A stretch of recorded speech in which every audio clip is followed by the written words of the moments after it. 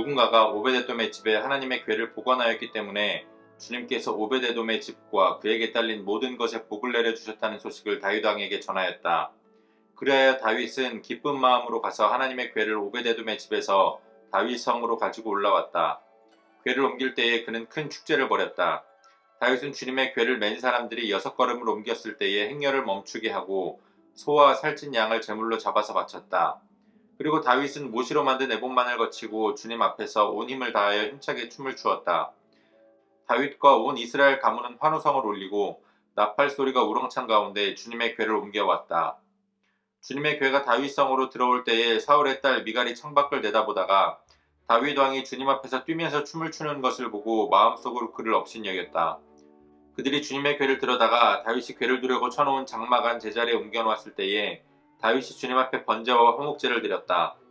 다윗은 번제와 화목제를 드리고 나서 만군의 주님의 이름으로 백성에게 복을 빌어주고 그곳에 모인 온 이스라엘 백성에게 남녀를 가리지 않고 각 사람에게 빵 한 덩이와 고기 한 점과 건포도 과자 한 개씩을 나누어 주었다.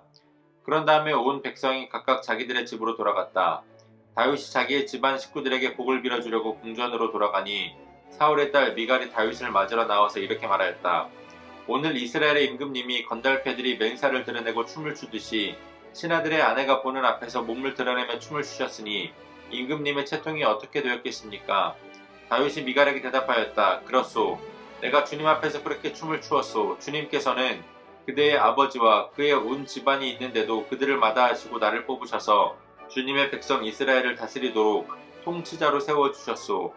그러니 나는 주님을 찬양할 수밖에 없소. 나는 언제나 주님 앞에서 기뻐하며 뛸 것이요. 내가 스스로를 보아도 천한 사람처럼 보이지만 주님을 찬양하는 일 때문이라면 이보다 더 낮아지고 싶소. 그래도 그대가 말한 그 여자들은 나를 더욱더 존경할 것이요. 이런 일 때문에 사울의 딸 미갈은 죽는 날까지 자식을 낳지 못하였다. 아멘. 9월 28일 수요일 오늘의 매일 성경 본문 말씀은 사무엘하 6장 12절로 23절까지의 말씀입니다. 어제 함께 묵상한 말씀에서 하나님의 언약궤를 옮기려다가 오히려 하나님의 심판을 경험했던 다윗은 언약궤에 대한 두려움을 갖게 되고 그것을 오베데돔의 집에 두었습니다. 그런데 어떤 사람이 하나님의 언약궤로 인해서 오베데돔의 집에 큰 복이 임했다라는 사실을 전합니다. 그 이야기를 들은 다윗은 하나님의 언약궤가 하나님의 심판의 상징이 아니라 하나님의 임재의 상징이며 이스라엘 백성들, 하나님의 백성들에게 있어서 하나님의 임재만큼 큰 축복이 없다라는 것을 다시금 깨닫습니다. 그리고 다시 하나님의 언약궤를 오베데돔의 집에서 다윗 성으로 옮겨오게 되는데요. 이번에는 하나님께서 율법으로 정하신 대로 레위 자손이 어깨에 언약궤를 메고 옮기게 됩니다. 다윗은 아주 조심스럽게 언약궤를 맨 사람들이 6걸음 떼었을 때에 그곳에서 제물을 하나님께 바치고 또 기뻐 뛰며 춤추며 찬양하며 하나님의 궤가 다윗성으로 들어오는 것을 맞이했습니다.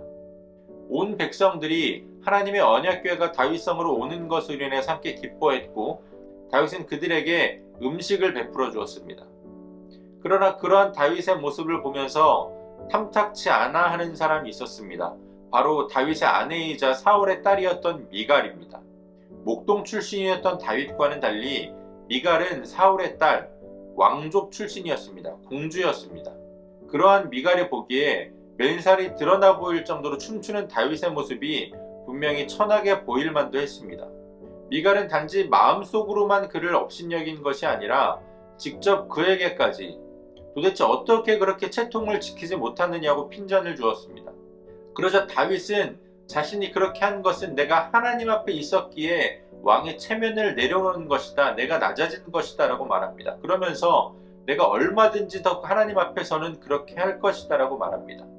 하나님의 궤가 다윗성으로 옴으로 말미암아 이제는 진정으로 하나님께서 이스라엘의 참된 왕으로 좌정하시는 사건이 바로 오늘의 사건이었습니다. 그리고 다윗은 그것을 기뻐함으로써 자신이 이스라엘의 표면적인 왕이지만 하나님 앞에서 왕의 체면을 다 내려놓고 기뻐하며 찬양했던 것입니다.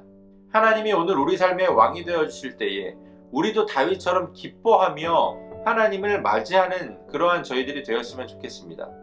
내 나이가 많고 또 내가 직분을 받았고 그렇다고 해서 내가 체면만 차리는 것이 아니라 정말 하나님 앞에서 어린아이와 같이 다윗과 같이 나의 모든 체면과 자존심을 내려놓고 하나님을 온전히 기뻐하며 하나님을 온전히 찬양할 수 있는 그러한 저희들이 되기를 소원합니다.